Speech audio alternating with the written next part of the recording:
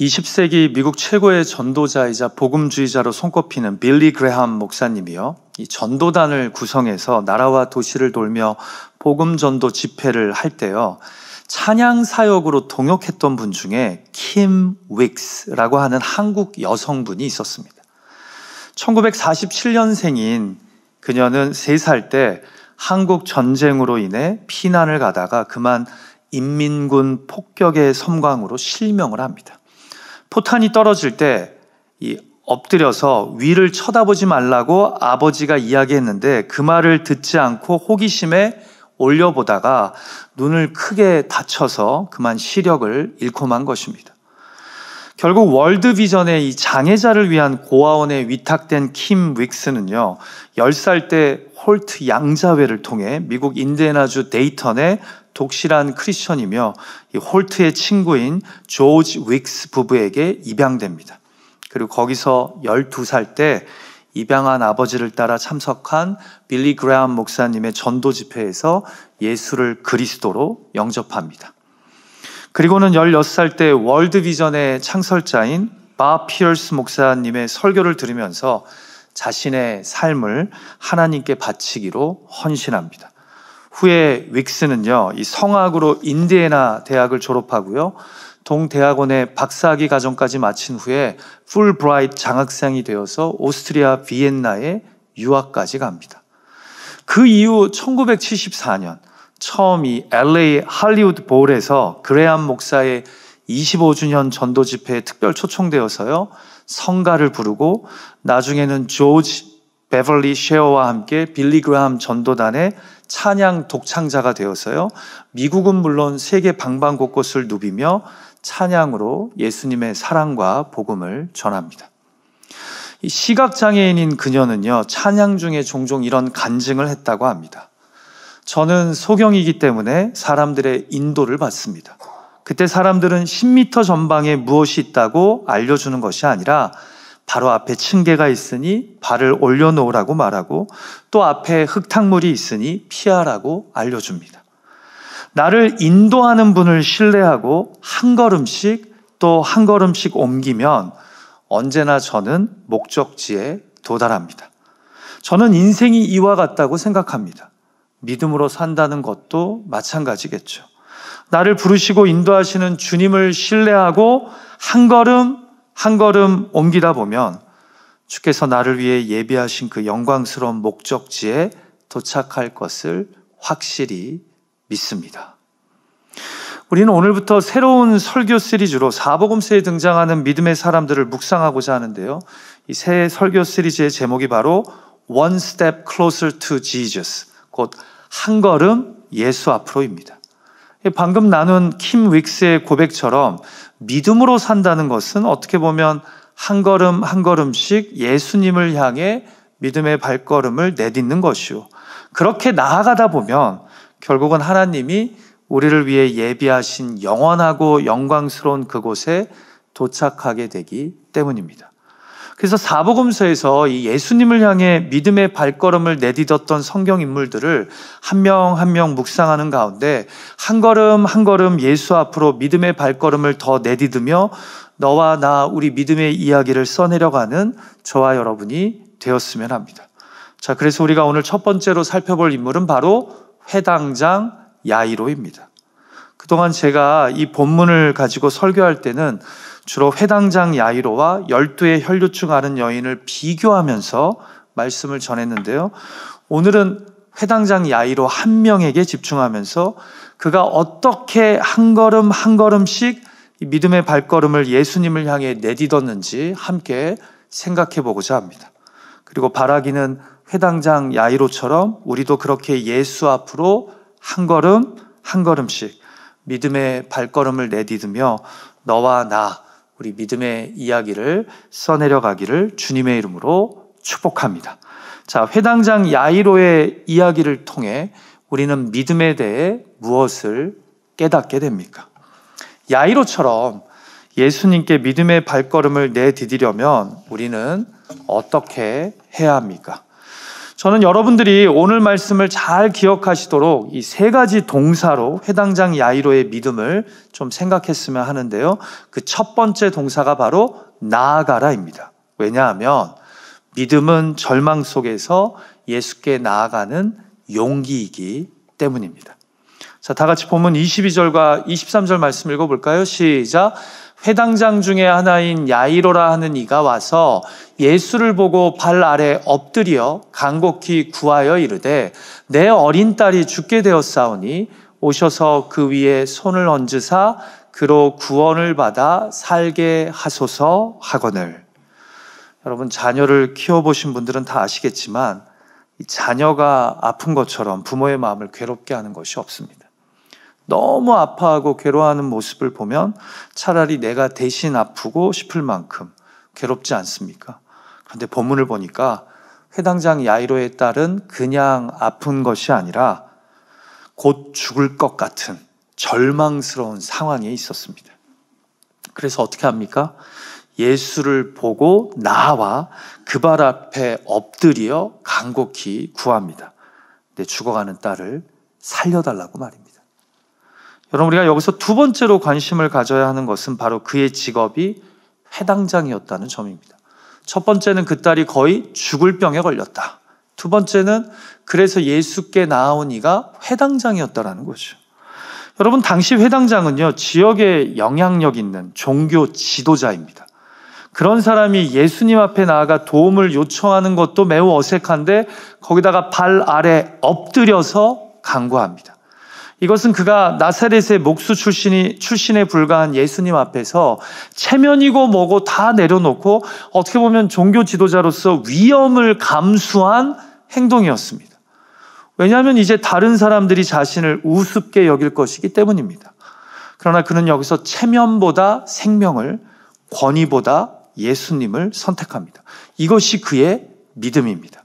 아무것도 할 수 없는 절망스러운 상황 속에서 그는 예수님께 나아가는 용기를 발휘했다라는 거죠. 여러분 생각에는 아니 딸이 죽어가고 더 이상 아무것도 할 수 없을 때 갈릴리 지역에서 병든 자를 많이 고치고 귀신 들린 자를 자유케 한 예수라는 사람의 이야기를 들었으니 나아가 엎드리는 것은 당연한 것이 아니냐고 말할지 모르겠습니다. 지푸라기라도 잡는 심정으로요. 그런데 명예와 수치를 중시하는 곧 공적 위치와 신앙을 중시하는 당시 중동 문화에서요, 회당장인 그가 예수님께 나아가 엎드려 이런 간청을 했다는 것은요, 사실은 매우 충격적인 일입니다. 생각해 보세요. 회당장 야이로는 이미 종교적으로 지역에서 권위를 인정받는 인물이었습니다. 그는 공적 신앙을 가진 곧 제도적으로, 위치적으로, 관습적으로 신앙을 인정받는 사람이었습니다. 그런데 그런 그가 딸의 죽어가는 현실 앞에 아무 힘도 쓰지 못합니다. 그가 속한 제도나 신분이 아무 힘을 발휘하지 못합니다. 그래서 그가 결국 어떻게 합니까? 믿음으로 예수님 앞에 나아가 엎드리는 용기를 발휘합니다. 회당장이라는 공적 신앙의 힘을 빌리지 않고 예수님이라는 인격 앞에 한 개인으로 나아갑니다. 한마디로 회당장 야이로는요, 종교 제도나 시스템이 아닌 한 명의 절망하고 있는 갈급한 예배자로서 지금 예수님 앞에 개인적으로 나아가 제발 내 딸을 살려달라고 외치는 거예요. 그래서 이 나아감은요, 매우 용기 있는 믿음인 겁니다. 그는 지금 종교 제도나 시스템이 아닌 인격적인 주님을 붙잡는 용기를 보여주고 있는 겁니다. 사랑하는 예배자 여러분, 진짜 믿음은요, 제도적 신앙이 아니라 인격적인 예수님께 매달리는 데서 시작됩니다. 믿음의 본질은 체계나 교리에 갇히는 것이 아니라 인격적으로 주님께 나아가 매달리는 겁니다. 이것을 좀 더 풀이하자면 교회를 다니는 것과 예수님을 붙드는 것은 다르다는 겁니다. 다시 한번 말씀드릴게요. 교회를 다니는 것과 예수를 붙드는 것은 다르다는 겁니다.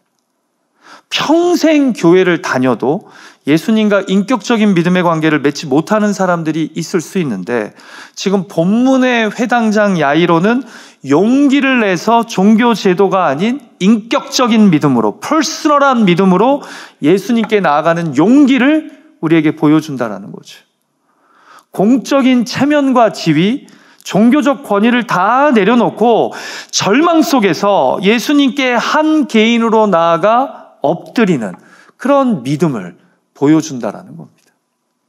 사랑하는 예배자 여러분, 우리가 믿음으로 살려면요, 한 걸음 한 걸음 예수님께 나아가려면요, 내 계산과 체면을 내려놓고 예수님 앞으로 나아가야 합니다. 내가 할 수 있는 것이 아무것도 없는 절망스러운 상황에서까지 체면과 공적 위치를 생각하는 것은 믿음이 아닙니다. 믿음은 절망스러운 가운데 내 체면과 지위를 다 내려놓고 예수님께 나아가는 겁니다. 절망에 빠지기보다 예수님에게 나아가 살려달라고 외치는 용기가 바로 믿음이라는 거죠. 사랑하는 예배자 여러분, 저와 여러분은 교회에 다니고 있습니까? 아니면 예수님을 붙잡고 있습니까? 교회를 다니는 것과 예수님을 붙잡는 것은 다르다니까요.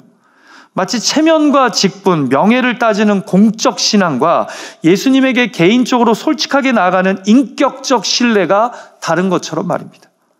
믿음은 결국 공적 신앙이 아닌 인격적 신뢰로 드러나고 경험되게 되어 있습니다. 어쩌면 우리가 교회 다닌 지 정말 오래되었음에도 아직까지 인격적 신뢰가 아닌 공적 신앙의 수준에만 머물러 있는 것은 어쩌면 정말 절망하지 않았기 때문은 아닐까요? 회당장 야이로가 예수님 앞에 나아가 엎드렸던 가장 중요한 이유는 그의 딸이 죽어가는데 그가 할 수 있는 것이 아무것도 없었기 때문입니다. 그 절망이 결국 그로 하여금 예수께 나아가는 용기를, 믿음을 갖게 했다라는 거죠. 그 공적인 위치와 지위를 다 내려놓고 말입니다. 여러분, 어떻게 보면 믿음은요, 절망의 끝에서 시작되는 주님께로의 발걸음입니다. 제가 여러분의 모든 상황을 다 알고 있지는 않아요. 그러나 분명 지금 우리 중에는 절망스러운 상황 가운데 처해 있는 예배자들이 있습니다. 제가 일일이 다 나눌 수는 없지만 오늘 본문의 회당장 야이로처럼 사랑하는 자녀의 죽어가는 질병 앞에 절망하며 눈물을 흘리는 부모들이 있습니다. 자녀의 문제로 멍든 가슴을 계속 치면서 어찌할 바 몰라 주의 도우심을 간절히 구하는 부모들이 여기 있습니다. 공적 신앙에 갇혀서 체면 때문에, 위치 때문에 아닌 척 웃고 있을 뿐이지 하루하루 속이 타들어가는 괴로움 속에 살고 있는 분들이 우리들 중에도 있습니다. 그런데 믿음이란 바로 이럴 때 예수께 나아가는 용기라는 거죠. 체면보다 생명을, 권위보다 예수님을 선택하는 용기 말입니다. 저와 여러분은 위기 앞에서 공적인 체면과 위치를 더 생각하고 있지는 않습니까?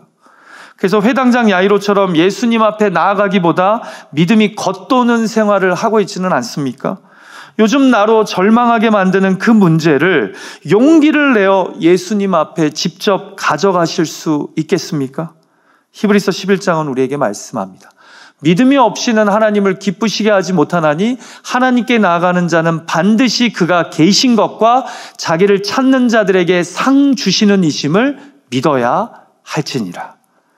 결국 절망의 끝에서 회당장은 믿음으로 용기 내어 예수님에게 나아가기로 결심합니다. 반드시 그가 계신 것과 그가 자기를 찾는 자들에게 역사하시는 분임을 믿고 나아가 엎드린 겁니다.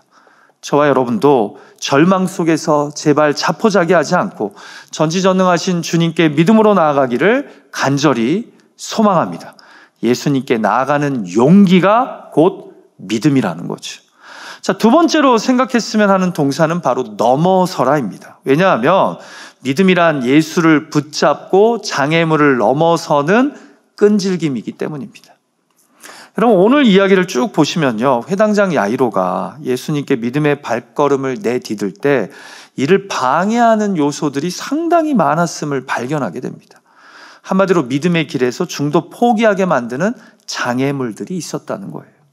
제가 볼 때 크게 세 가지 장애물이 보이거든요. 첫 번째는 큰 무리인 물리적 장애물이 있었고, 두 번째로는 시간이 지체되는 시간적 장애물이 있었고, 마지막 세 번째로는 이미 딸이 죽었다는 감정적 장애물이 등장합니다. 자, 먼저 물리적 장애물을 볼까요? 본문 24절은 이 회당장 야이로의 간청을 들으시고 예수님이 그와 함께 딸이 누워있는 집으로 가려고 할 때요, 큰 무리가 애워싸 밀었더라 라고 기록합니다. 무슨 일이 벌어진 거예요? 예수님의 가르침과 치유를 받으러 온 사람들로 가는 길이 막힌 겁니다. 그래서 서로 애워싸여 밀리는 상황이 된 거예요. 답답하죠. 지금 한시가 급하지 않습니까? 딸이 죽어가고 있습니다. 여러분, 우리가 믿음으로 발걸음을 내딛었는데 그 다음에 순탄대로가 열리지 않고 앞에 물리적 장애물이 떡 하고 나타나잖아요. 그럼 우리가 기미 새서 포기하려는 유혹에 빠질 수 있습니다. 아니, 주님께 용기 내어 나아가 구원해달라고 기도를 했는데 일이 더 꼬이고 힘들어지면 그 물리적 장애물 앞에 우리 믿음이 주저앉는 거예요. 지금 시간이 없는데 말입니다. 이건 안 될 일인가 보다 하고 포기하게 됩니다. 이건 주님도 어떻게 하실 수 없나 보다 하고 주저앉게 된다는 거죠. 자, 그런데 회당장 야이로가 포기합니까? 아닙니다. 결국 주님 손 꼭 붙잡고 집으로 계속 나아갑니다. 자, 그런데 여기서 또 끝이 아니에요. 산 넘어 산입니다. 저는 개인적으로 이 두 번째 시간적 장애물이 정말 야이로의 속을 타들어가게 만들었을 거라고 생각돼요. 여러분, 회당장 야이로가 큰 무리를 헤쳐서 집으로 가려고 하는데 여기서 갑자기 누가 등장해요? 우리가 오늘 읽지는 않았지만 그 유명한 12의 혈류증 앓은 여인이 등장합니다. 그래서 예수님의 옷에 손을 댑니다. 그리고 이것을 느끼신 예수님이 거기서 이 혈류증 여인과 한가로이 대화를 나누시며 그녀를 고쳐주십니다. 이게 정말 크죠. 여러분, 누가 먼저 예수님 만났어요? 누가 먼저 예약했어요? 회당장 야이로입니다.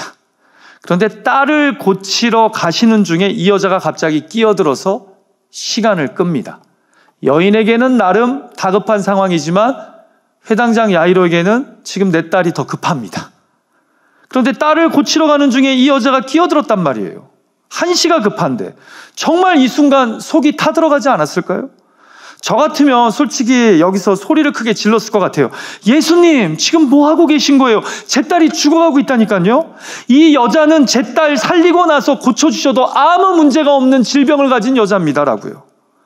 지금 한시가 급하니 당장 제 집으로 가셔야 한다고요. 그런데 예수님이 전혀 개의치 않으시고 그 여인과 대화를 나누신다고요? 그럼 어쩌면 저는 됐다고 소리치며 그 자리를 박차고 나왔을지 모르겠습니다. 한시가 급한데 지금 이 지체되고 있는 상황이 너무나 버겁고 힘들었을 겁니다. 그런데 여러분, 이 모든 것이 사실은 믿음이 넘어서야 하는 장애물이라는 거죠. 아니, 이런 것을 넘어설 때 실로 믿음이 됩니다. 믿음은 원래 끈질김이라는 또 다른 이름을 갖고 있거든요. 그런데 놀랍게도 회당장 야이로가 이 장애물을 또 넘습니다.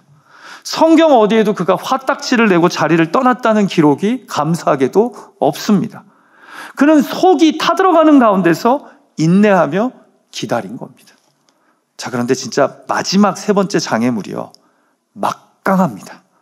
아니, 넘기가 너무 힘들어요. 예수님이 아직 여인과 모인 무리들 앞에서 말씀하실 때 충격적인 소식이 전해집니다. 같이 본문 35절 말씀 읽어볼까요? 시작.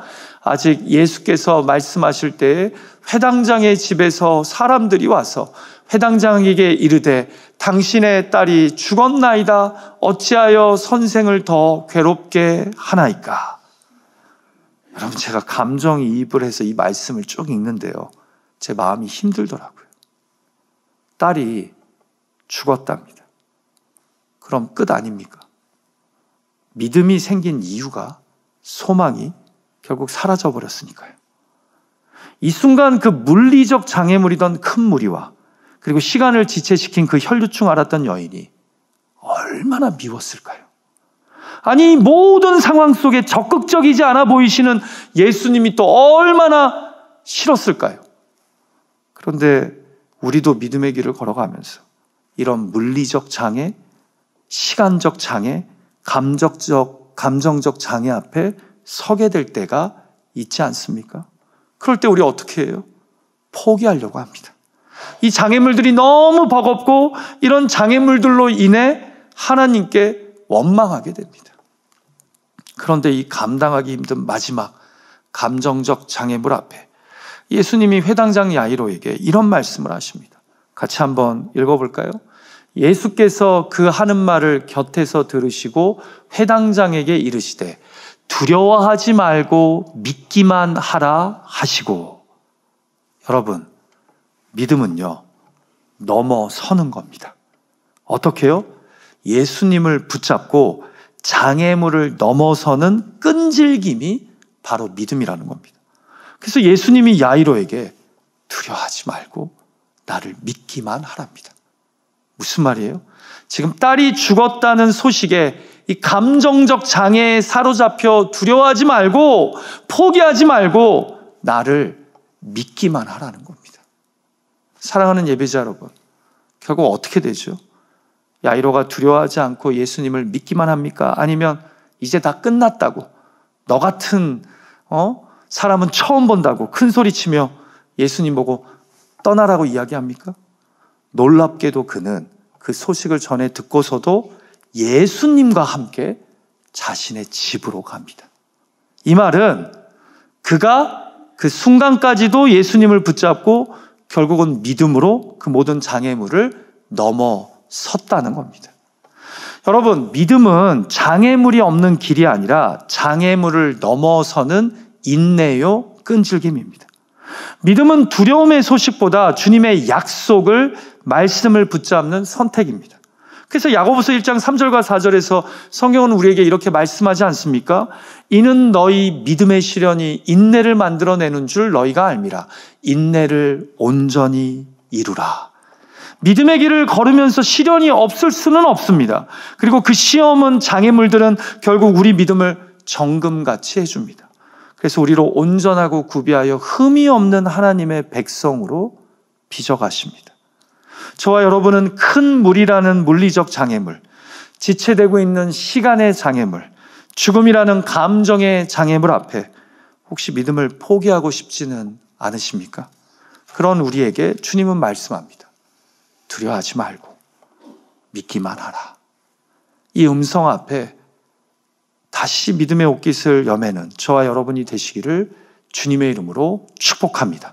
이번 한 주간 내 믿음의 길에 찾아올 장애물들을 넘어설 준비가 되셨습니까?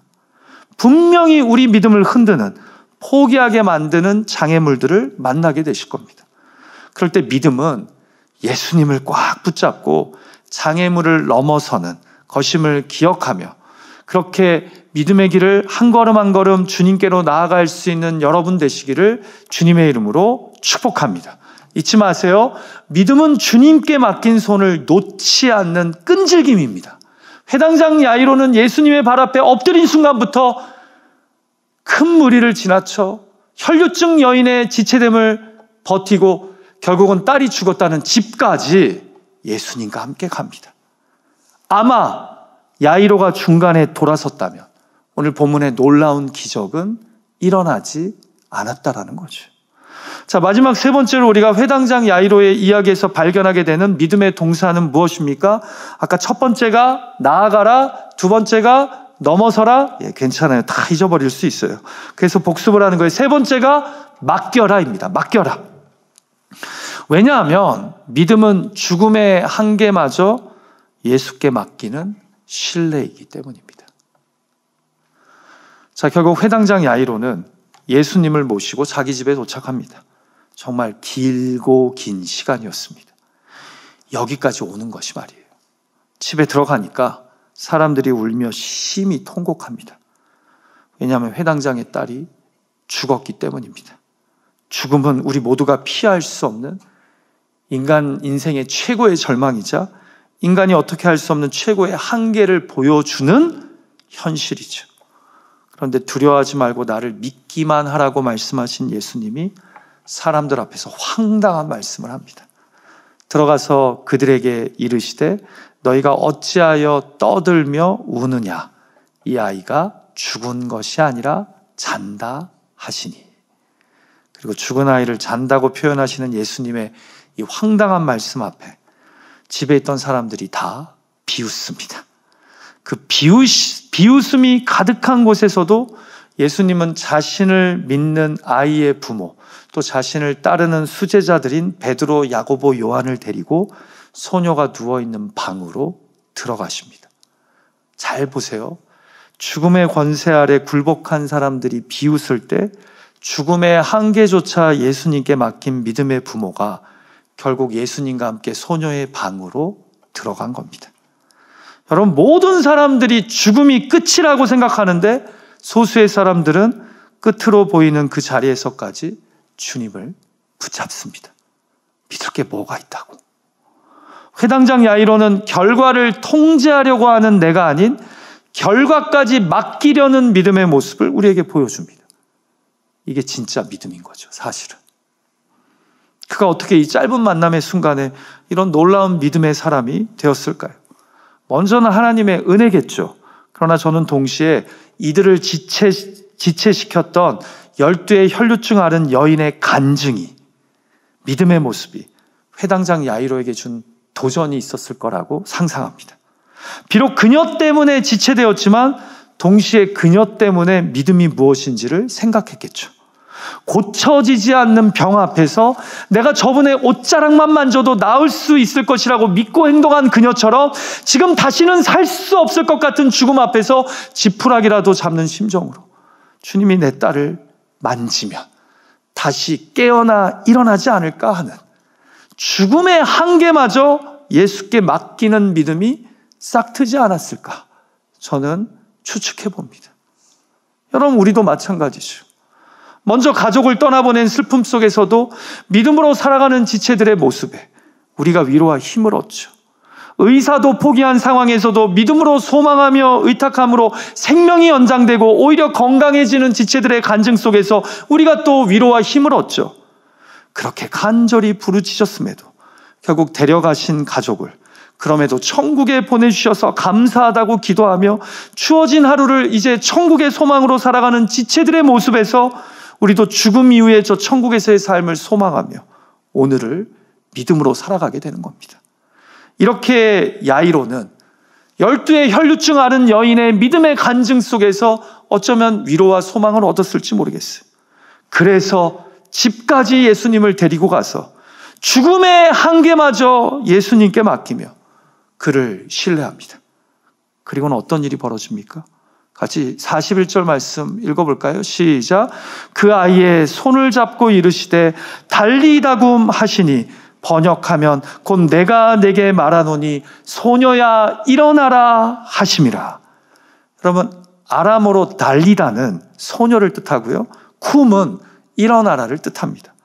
달리다 쿰이 뭐예요? 소녀야 일어나라입니다. 그렇게 주님이 명하시자 놀랍게도 죽었다고 생각한 소녀가 일어나 걷습니다. 부활의 주님이 죽었던 소녀를 살리심으로 예수님을 믿는 이들에게 죽음은 끝이 아니라 새로운 시작임을 알려주시는 겁니다. 예수를 그리스도로 믿는 이들에게는 죽음이 인간의 한계와 절망이 아니라 오히려 부활과 천국의 문을 열어주는 출발임을 알려주십니다.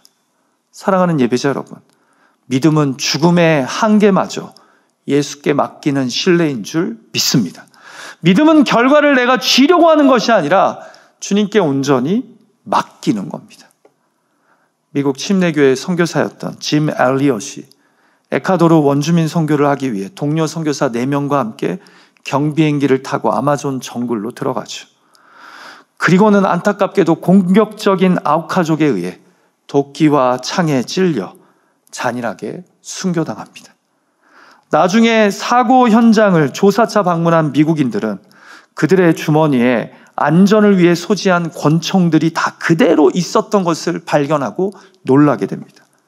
이들은 끝까지 아우카족에게 예수 그리스도의 복음과 사랑을 전하기 위해 평화의 방법을 선택하다가 결국은 다 순교한 겁니다. 후에 짐 엘리엇의 아내 엘리자베스 엘리엇이 남편의 일기장에서 이런 아름다운 믿음의 고백을 발견하죠. 영원한 것을 얻기 위하여 영원하지 않은 것을 버리는 사람은 결코 바보가 아니다. He is no fool who gives what he cannot keep to gain that what he cannot lose. 결국 영원한 영생을 위해 영원하지 않은 죽음조차 맡긴 믿음이 아우카족의 수많은 영혼들을 예수 그리스도에게로 인도합니다. 이 전투적이고 잔인한 부족의 90% 이상이 예수를 그리스도로 믿고 그 부족 안에 교회가 세워지게 됩니다. 후에 순교한 선교사들의 부인들이 남편들의 뜻을 이어서 아우카족을 지속적으로 방문해 복음과 사랑을 나누고 나중에는 이 5명의 선교사를 죽였던 부족원 중에 목회자가 나오는 놀라운 일이 일어납니다. 사랑하는 예배자 여러분, 죽음까지도 예수께 맡기는 신뢰. 영원한 것을 소유했기 때문에 영원하지 않은 것을 맡기고 내려놓을 수 있는 것. 그게 바로 믿음이라는 거죠. 혹시 요즘 내가 여기까지라고 말하며 단정 짓고 있는 영역이 있습니까? 여기까지 되면 주님도 어떻게 하실 수 없어. 여기까지 왔으면 주님이고 믿음이고 뭐고 다 끝난 거야 라고 여러분들이 만든 영역이 있으십니까? 그 부분까지도 예수께 맡기며 한 걸음 예수 앞으로 나아갈 수 있는 그런 믿음의 길을 걷는 저와 여러분 되시기를 주님의 이름으로 축복합니다. 말씀을 마칠까 합니다. 아까 제가 설교를 시작하면서 킴 윅스의 이야기를 나눴잖아요. 그러니까 킴 윅스는요, 자기의 한국 이름을 몰라요. 왜냐하면 고아원에 있다가 바로 미국으로 입양되었기 때문입니다. 근데 사실 이분의 인생 이야기 속에 제가 마저 다 이야기하지 못한 안타까운 이야기들이 있어요. 아까 3살 때 한국 전쟁 중 피난 가다가 인민군 폭격의 섬광으로 실명을 했다고 했잖아요. 아버지가 위를 쳐다보면 안 된다 그랬는데 호기심에 쳐다봤다가 두 눈이 다 시력을 잃어버려요. 그러면서 피난을 계속 가는데 피난 중에 처자를 이끌고 굶기를 밥 먹듯이 하는 가운데 아버지가 절망하게 돼요. 그래서 너무나 큰 절망에 빠져서 달려오는 트럭 앞에 온 가족을 모아놓고 자살을 시도합니다. 근데 실패해요. 그러자 그가 끔찍하게도 두 자녀, 믹스와 또 다른 여동생을 강물에 던져버립니다. 어떻게 이런 시도를 할 수 있을까 하는 안타까운 마음이 들지만 그만큼 전쟁의 참화가 극심했던 거예요. 이 아버지가 극심한 우울증에 빠졌을지 모르겠어요. 그리고 그 사건으로 동생은 금만 강물에 떠내려가고요. 윅스는 어머니의 노력으로 극적으로 구조되지만 가장의 모습에 실망한 어머니는 아버지를 떠나버리고 아버지는 그녀를 대구에 있던 월드비전 장애인 고아원에 버린 겁니다. 위탁한 거예요. 여러분, 아버지마저 가족마저 버리고 포기한 절망스러운 이 소녀를 다시 살리신 분이 바로 달리 다굼의 예수님이셨습니다. 그렇게 믿는 자들을 통해 미국 땅에 입양 와서 빌리 그라함 목사님 집회에서 예수를 그리스도로 믿고 그리고 나서 자신의 삶을 예수 그리스도에게 헌신하기로 해서 유명한 성악가가 돼서 귀한 전도 집회에서 하나님을 찬양하며 모두가 포기한 내 삶을 포기하지 않고 죽어가던 나를 달리 다굼 소녀야 일어나라 말씀하시며 살리신 그 예수님을 위해 자신의 삶을 헌신하게 된 겁니다. 오늘 주신 말씀 잊지 않고 붙잡았으면 좋겠어요. 우리가 회당장 야이로의 이야기를 통해 믿음에 대해 무엇을 깨닫게 됩니까? 한 걸음 예수 앞으로 나아가려면 어떻게 해야 됩니까? 나아가야 됩니다. 믿음은 절망 속에서 예수께 나아가는 용기이기 때문입니다. 넘어서야 합니다. 믿음은 예수를 붙잡고 장애물들을 넘어서는 끈질김이기 때문입니다. 온전히 맡겨야 합니다. 믿음은 죽음의 한계마저 예수께 맡기는 신뢰이기 때문입니다. 그렇게 믿음의 길을 신실하게 충성되이 걸어갈 수 있는 우리 토렌스 제일장로교의 예배자들이 되시기를 주님의 이름으로 축복합니다. 같이 기도하죠.